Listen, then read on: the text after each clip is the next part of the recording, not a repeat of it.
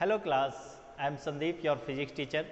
और हम पढ़ रहे हैं आजकल ग्रेविटेशन में हम सब मोस्टली टॉपिक्स कंप्लीट कर चुके हैं, like that gravitational force, Newton's law of gravitation, what is the difference between the mass and weight of an object, and what is the acceleration due to gravity, and on which factor the acceleration due to gravity depends।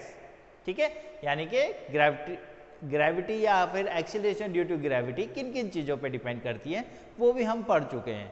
Last video में मैंने आपको मास और wait के बारे में बताया था, what is the difference between the mass and weight. Now we are going to start the next topic, what weight of an object on moon.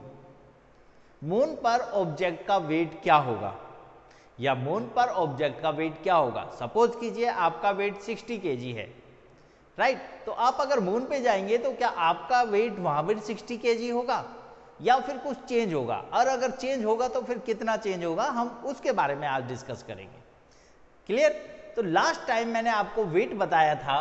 देखिए, ऑन अर्थ की बात करें सबसे पहले। ऑन अर्थ, अर्थ पर जो वेट होता है, वेट ऑन अर्थ, इसे हम WE से डिनोट करेंगे, वो होता है m इंटू GE, यानी कि acceleration due to gravity, mass into acceleration due to gravity on earth. और acceleration due to gravity earth पर जो होती है, G इज इक्वल टू, उसका फॉर्मूला होता है capital G into ME, mass of earth upon radius of earth का square, और ये आता है लगभग 9.8 मीटर पर सेकेंड स्क्वायर। ये हम सब डिस्कस कर चुके हैं, राइट। अगर हम मून पर जा रहे हैं, दैट मीन्स हम अब मून पर जा रहे हैं, तो अगर हमें वहां पर वेट निकालना है तो वहां पर मास तो सेम रहेगा। मास एक वो क्वांटिटी है जो नंबर ऑफ मेटल्स को रिप्रेजेंट करती है, तो वो कभी भी चेंज नहीं होगी, आप चाहे पूरे यूनिवर्स में कहीं भी चले जाए, सेम एज। अब हमें वेट निकालना है ऑन मून, सो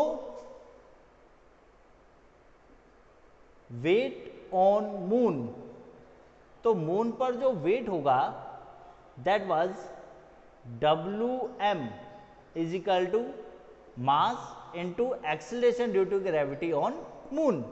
तो यहां पर वेट, हम मून पर वेट इस फॉर्मूले के थ्रू कैलकुलेट करेंगे।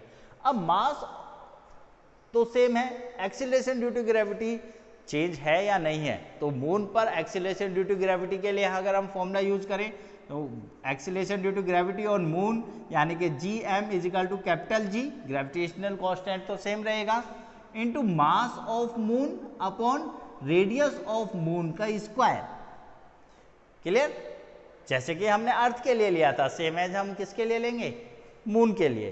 क्लियर। अब यहां पर अगर हम कंपैरिजन करें एक्सीलरेशन ड्यू टू ग्रेविटी में, तो हम कंपैरिजन कर सकते हैं weight of object on moon and अर्थ।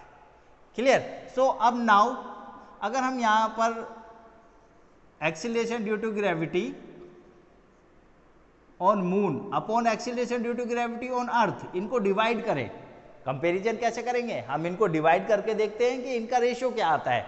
तो कैसे निकालेंगे, that is capital G into mass of moon upon RM square, यानी कि GM की वैल्यू रखी upon acceleration due to gravity on earth, that is means capital G into mass of earth, sorry यहाँ पर moon की बात कर रहे हैं तो मास ऑफ मून आएगा, that mass of earth upon radius of earth का स्क्वायर। कैपिटल G से कैपिटल G कैंसिल, ये ऊपर चला जाएगा, तो GM upon GE is equal to M into small m upon, sorry M यानी कि mass of moon upon mass of earth into radius of earth square upon radius of moon square. Clear. So that was the way that how can we calculate the ratio of GM upon G, acceleration due to gravity on moon to the acceleration due to gravity on earth। Clear. तो अब देखिए, इसे solve कीजिए। अब इसे solve करने के लिए हमें पता है mass of moon, sorry mass पहले अर्थ के लिए लीजिए, mass of earth is equal to कितना होता है, that is 6 into 10 to the power 24 of kg, right, and radius of earth that is 6.4 into 10 to the power 6 of meter. Similarly, mass of moon, that is 7.34 into 10 to the power 22 of kg. ये mass of moon है, moon का mass, ठीक है. और similarly radius of moon is equal to, जो radius है moon की, that is 1.74 into 10 to the power 6 of metre. तो ये है आपकी सब वैल्यूज. अब ये सब वैल्यूज यहां पर अगर हम पुट करें, ठीक है, अगर ये सब वैल्यूज हम यहां पर रखें तो नाउ ऑन सॉल्विंग आप इन्हें सॉल्व करके देख सकते हैं. Now on solving Gm/Ge is equal to आता है लगभग 1/6. कितनी वैल्यू आती है इसकी? 1/6. देखिए इन सब की वैल्यू को पुट कीजिए, स्क्वायर कीजिए और कैलकुलेट कीजिए. आपको ये कैलकुलेट करना नहीं है, आपको सिर्फ ये याद रखना है कि mass of moon upon mass of acceleration due to gravity on moon and acceleration due to gravity on earth का जो रेशियो है वो 1/1/6 के रेशियो के में आता है. यानी कि acceleration due to gravity on moon is equal to 1/6 into acceleration due to gravity on earth. Clear? तो अगर यहां पर acceleration due to gravity earth पर 9.8 है तो मून पर कितना होगा? 9.8 को 6 से डिवाइड कर दीजिए, ये इतना मून पर आ जाएगा. इस तरह से हम इसको कैलकुलेट कर सकते हैं. क्लियर? लेकिन अभी हम ये तो एक्सीलरेशन ड्यू टू ग्रेविटी में कंपैरिजन आया, हमें मास में निकालना है तो इसमें वेट में निकालना है. तो वेट क्या होता है? m इंटू जी. यहाँ पर बोथ साइड किसी ऑब्जेक्ट के मास यानी कि mgm is equal to 1/6 into m into g e. M से मल्टीप्लाई कर दीजिए बोथ साइड, ठीक है. तो m से मल्टीप्लाई करने के बाद ये क्या आ जाएगा? Weight on moon of an object upon 1/6 into weight on earth. तो आपका acceleration due to gravity 6 time divide हो जाएगा, तो वेट भी आपका 6 टाइम डिवाइड हो जाएगा. याद रखिएगा, मैंने एग्जांपल में बताया था कि अगर आपका वेट 60 kg है अर्थ पर तो आपका मून पर वेट क्या होगा? कम होगा, क्योंकि वहां पर एक्सीलरेशन ड्यू टू ग्रेविटी कम है. अब कितना कम होगा? आप अपने वेट को 6 से डिवाइड कर लीजिए, वही आपका वेट होगा.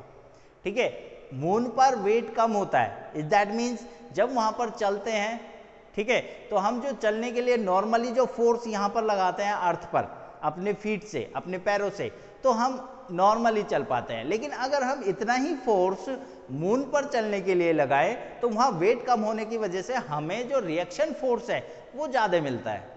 इसका एग्जांपल मैं आपको बताता हूं. आपने नील आर्मस्ट्रॉन्ग को जब वो मून पर चल रहे थे उसकी वीडियो देखी होंगी. वो वीडियो में आपने देखा होगा कि वो चलते टाइम वो जंप करते हुए मूव कर रहे थे. तो वो जो जंप करते हुए मूव कर रहे थे वो इसी वजह से था क्योंकि उनका वहां पर वेट जो था वो कम था देन अर्थ, लेकिन वो फोर्स उतना ही अप्लाई कर रहे थे जितना वो अर्थ पर लगाते हैं. तो वेट कम होने की वजह से वो ज्यादा रिएक्शन फोर्स को गेन कर रहे थे, और ज्यादा reaction force that is means वो आगे की तरफ जंप करते हुए चल रहे थे. राइट? वो इसलिए था क्योंकि उनका वेट वहां पर कम हो गया था. क्लियर? तो आपको एक किसी ऑब्जेक्ट का वेट अगर दिया हुआ है अर्थ पर तो आप उस पर कितना वेट है मून पर वो निकाल सकते हैं, और similarly acceleration due to gravity भी निकाल सकते हैं. राइट? तो अगर किसी, एक चीज और मैं बताऊं, अगर किसी प्लैनेट का या दूसरे प्लैनेट पे जाते हैं हम और उसका मास अर्थ के मास से ज्यादा है तो दैट मीन्स उसका एक्सीलरेशन भी ज्यादा होगा और वहां पर हमारा वेट भी ज्यादा होगा. क्लियर? लेकिन अर्थ से अगर किसी का मास कम है या छोटी है अर्थ से, रेडियस कम है, तो इस केस में वहां पर क्या होगा? जो वेट है वो हमारा कम हो जाएगा. Right? As a comparison between the earth and moon. Right class?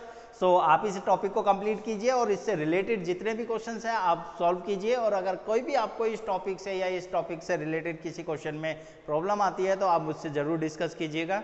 And for next videos and for more videos for solving the problem of all gravitational force, all gravitational chapter, you have to subscribe my channel and like my channel also.